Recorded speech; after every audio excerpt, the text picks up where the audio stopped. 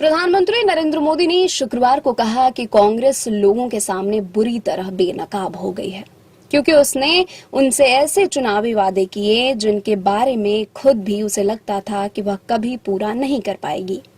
प्रधानमंत्री मोदी ने यह बात कांग्रेस अध्यक्ष मल्लिकार्जुन खड़गे की उस सलाह के संदर्भ में कही, जिसमें उन्होंने कहा था कि उनकी पार्टी की राज्य इकाइयों को केवल वही वादे करने चाहिए जो वित्तीय रूप से संभव हों।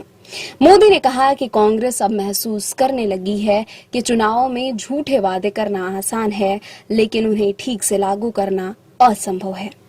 मोदी ने सोशल मीडिया मंच एक्स पर एक के बाद एक पोस्ट में कहा कि देश की जनता को कांग्रेस प्रायोजित अवास्तविक वादों की संस्कृति से सतर्क रहना होगा। हमने हाल ही में देखा कि हरियाणा के लोगों ने उनके झूठ को कैसे खारिज कर दिया और एक ऐसी सरकार को प्राथमिकता दी जो स्थिर, प्रगति उन्मुख और काम करने वाली हो।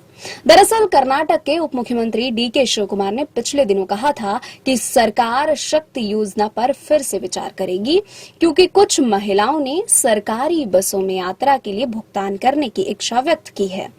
प्रदेश की कांग्रेस सरकार की इस गारंटी के तहत महिलाओं को मुफ्त बस यात्रा की सुविधा प्रदान की जाती है। खड़गे ने शिव कुमार के इस बयान पर तंज कसते हुए कहा था कि आपने कुछ गारंटी दी है।